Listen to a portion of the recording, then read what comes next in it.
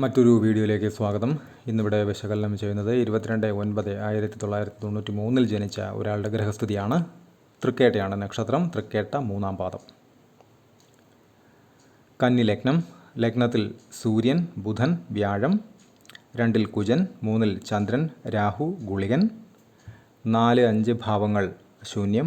6-ൽ ശനി. 7-8 ഭാവങ്ങൾ ശൂന്യം. 9-ൽ കേതു.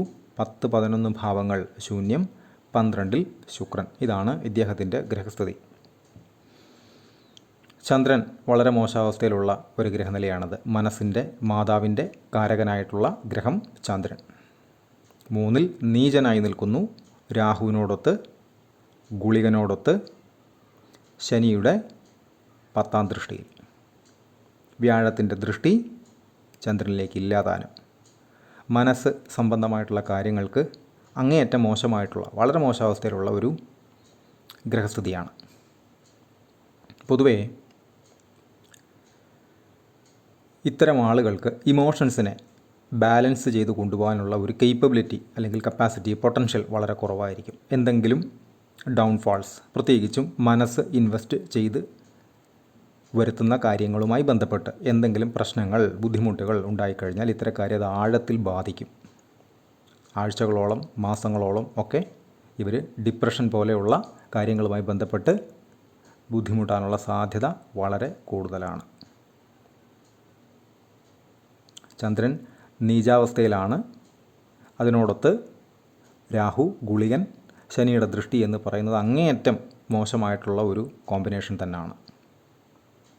അതുപോലെ അതിന് കാരണങ്ങൾ വേണമല്ലോ. ആ കാരണങ്ങളിലേക്ക് കടന്നാൽ ലഗ്നാൽ 7 വിവാഹസ്ഥാനം, 7-ാം ഭാവാധിപൻ വ്യാഴം ലഗ്നത്തിൽ നിൽക്കുന്നു ബുധനോടൊത്ത്. ബുധൻ്റെ ക്ഷേത്രവും ബുധനും വ്യാഴവുമായി അത്ര അനുകൂലത്തിലല്ല എന്ന് തിരിച്ചറിയുക. അതുപോലെ തന്നെ ഈ ഗ്രഹങ്ങളെല്ലാം തന്നെ 7-ലേക്ക് ദൃഷ്ടി ചെയ്യുന്നു. അതിൽ ലഗ്നാധിപത്യം വഹിച്ചു വരുന്ന ബുധൻ്റെ ദൃഷ്ടി മീനത്തിലേക്ക് എത്തുമ്പോൾ അത് നീച ദൃഷ്ടിയായി മാറുകയും ചെയ്യും. നല്ലതല്ല. പ്രണയം, റിലേഷൻ പോലെയുള്ള കാര്യങ്ങൾക്ക് ഒട്ടും അനുകൂലമായിട്ടുള്ള ഒരു ഗ്രഹസ്ഥിതിയല്ല ഇത്.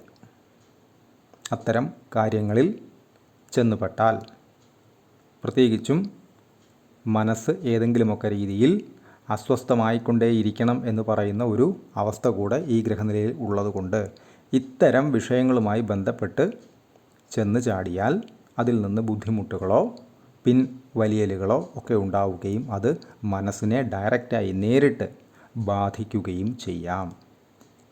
ഇമോഷണൽ ബാലൻസിങ് എന്ന് പറയുന്ന ഒരു പ്രക്രിയ ഇത്തരം ഗ്രഹനിലകളിൽ വളരെ കുറവായിരിക്കും.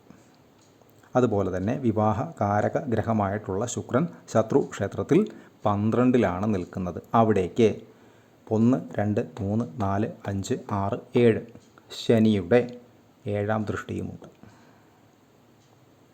അതും വിവാഹ സംബന്ധമായിട്ടുള്ള കാര്യങ്ങളിൽ നിന്ന് മനസ്സ് മടിക്കുന്നതിനോ മാറി നിൽക്കുന്നതിനോ വിവാഹം നീട്ടിക്കൊണ്ടു പോകുന്നതിനോ ഒക്കെയുള്ള ഒരു ചിന്ത വരുത്തുകയും ചെയ്യാം. അങ്ങനെ തന്നെയാണ് നിലവിൽ നടന്നുകൊണ്ടിരിക്കുന്നത് എന്നറിയാൻ കഴിഞ്ഞു. ഇതിൻ്റെ കാരണങ്ങളാണ് പറയുന്നത്.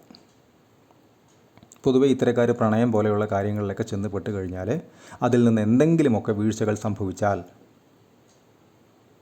ഒപ്പം നിൽക്കുന്നയാൾ പുറകോട്ട് പോയി കഴിഞ്ഞാൽ ഇത്തരക്കാർക്കത് താങ്ങാവുന്നതിലും അപ്പുറമായിരിക്കും. പിന്നീട് ഒരു ബന്ധം വരാനുള്ള താല്പര്യം കാണിച്ചാൽ പോലും പ്രീവിയസ് എക്സ്പീരിയൻസിലെ, മുൻകാലത്തിലെ ഒരു ഭയം ഇവരെ വല്ലാതെ അലട്ടിക്കൊണ്ടേയിരിക്കും. അപ്പോൾ വിവാഹ സംബന്ധമായിട്ടുള്ള കാര്യങ്ങളിൽ വളരെയധികം ശ്രദ്ധ കൊടുക്കേണ്ടുന്ന ഒരു പാറ്റേണിലാണ് ഈ ഗ്രഹനില ഉള്ളത് എന്നും മനസ്സിലാക്കുക. പ്രത്യേകിച്ച് സൂര്യൻ, ബുധൻ, ഗുരു 3 പേരും ലഗ്നാൽ 7-ലേക്ക് ദൃഷ്ടി ചെയ്യുന്നുണ്ട്. പൊതുവേ വ്യാഴത്തിൻ്റെയൊക്കെ ദൃഷ്ടി വരുന്നത് വളരെ നല്ലതാണ്. എന്നിരുന്നാൽ പോലും ബുധൻ്റെ ദൃഷ്ടി അവിടെ ശ്രദ്ധിക്കേണ്ടതാണ്. കാരണം ആ ഒരു രീതിയിലാണ് ഇദ്ദേഹത്തെ ഏറ്റവും കൂടുതൽ മനസ്സിനെ അസ്വസ്ഥപ്പെടുത്താൻ ഈ ഗ്രഹനിലയ്ക്ക് സാധിക്കുക. അപ്പോൾ അത്തരം മേഖലകളിൽ നിന്ന് ശക്തമായിട്ടുള്ള ആക്രമണം ഇദ്ദേഹത്തിൻ്റെ മനസ്സ് കേന്ദ്രീകരിച്ച് ഉണ്ടാകാനുള്ള സാധ്യത വളരെ കൂടുതലാണ്. അത് വളരെയധികം ശ്രദ്ധിക്കുകയും വേണം. അല്ലാത്ത പക്ഷം മനസ്സെപ്പോഴും ഡിപ്രസ്ഡ് ആയിക്കൊണ്ടേയിരിക്കും. ഇത് വളരെ ശ്രദ്ധിക്കേണ്ടുന്ന ഒരു കാര്യവുമാണ്. എന്നാൽ ലഗ്നാൽ 5-ാം ഭാവാധിപൻ ശനിയാണ്. ശനി കുംഭത്തിൽ തന്നെ നിൽക്കുന്നു, നല്ലതാണ്. പക്ഷേ അവിടെ ഒരു നെഗറ്റീവ് എന്ന് പറയുന്നത് ഇത്തരക്കാർക്ക് ഈ 5ാം ഭാവാധിപൻ ശനി ആയതുകൊണ്ട് തന്നെ കട്ടി സ്വഭാവം ഉള്ള, അവിടേക്ക് കുജൻ്റെ 4ാം ദൃഷ്ടിയുമുണ്ട്. ഗുളികൻ്റെ ദൃഷ്ടി ഏറ്റുവാങ്ങിയ ശേഷം കുജൻ്റെ 4ാം ദൃഷ്ടി എന്ന് പറയുമ്പോൾ മനസ്സിന് അനാവശ്യമായിട്ടുള്ള ഒരു വാശി സ്വഭാവം കാണിച്ചുകൊണ്ടേയിരിക്കും. പിടിവാശി, ഞാൻ ഇങ്ങനെ ചെയ്യുള്ളൂ, ഞാൻ ഇങ്ങനെ ചിന്തിക്കുകയുള്ളൂ, ഞാൻ ഇങ്ങനെ പറയുകയുള്ളൂ എന്ന് പറയുന്ന ഒരു പിടിവാശി സ്വഭാവം, അത് മറ്റുള്ളവർക്കും ഏതെങ്കിലുമൊക്കെ രീതിയിൽ ബുദ്ധിമുട്ടുകളെ ഉണ്ടാക്കുകയും ചെയ്യും.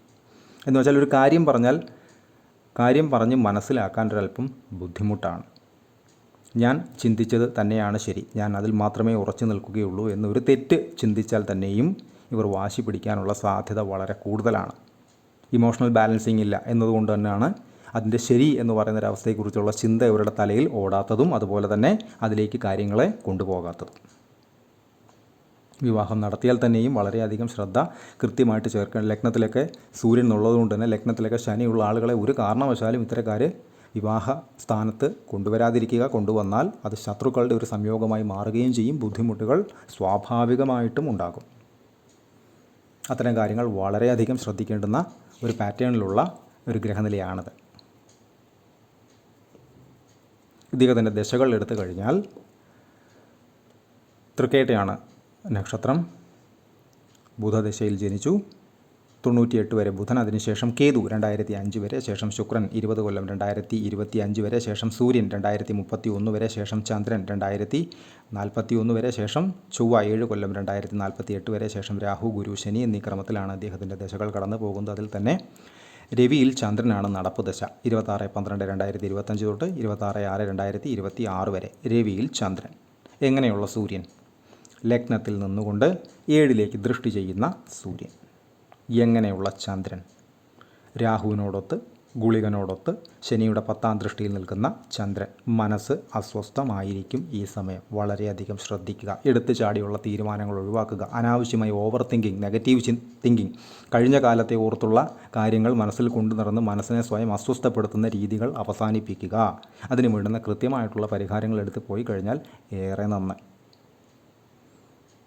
ഈ ഒരു സമയം വളരെ ശ്രദ്ധിക്കേണ്ടത് തന്നെയാണ്. ചന്ദ്രൻ്റെ അപഹാരം വരുന്ന സമയങ്ങളിലെല്ലാം തന്നെ ഇത്തരം ഗ്രഹനിലയുള്ള ആളുകൾ പ്രത്യേകം മുൻകരുതലുകൾ എടുത്ത് അനാവശ്യമായിട്ടുള്ള കാര്യങ്ങളിലേക്ക് മനസ്സിനെ കൊണ്ടുപോകുന്നത് ഒഴിവാക്കി പോകാൻ ബാധ്യസ്ഥരാണ്. അല്ലാത്ത പക്ഷം മനസ്സ് സംബന്ധമായിട്ടുള്ള കാര്യങ്ങൾക്ക് ബുദ്ധിമുട്ടുകൾ ഉണ്ടാകാൻ വളരെ സാധ്യത കൂടുതലാണ്.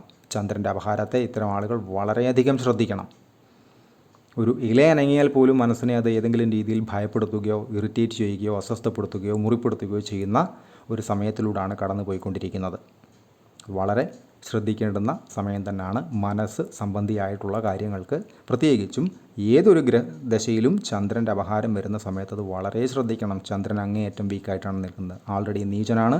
പേടിപ്പിക്കാൻ രാഹു ഉണ്ടവിടെ, ടോക്സിക് ആക്കാൻ ഗുളികനുണ്ടവിടെ, ഉപരി ശനിയുടെ ദൃഷ്ടിയും വരുന്നുണ്ട് അവിടെ. കൺസൾട്ടേഷൻ ആവശ്യമുള്ള ആളുകൾക്ക് ഈ നമ്പറിൽ കോൺടാക്റ്റ് ചെയ്യാവുന്നതാണ്. കോൺടാക്ട് ഡീറ്റെയിൽസ് ഡിസ്ക്രിപ്ഷനിൽ കൊടുത്തിട്ടുണ്ട്. ഇത്തരം വീഡിയോസ് ഇനിയും തുടരും. നന്ദി.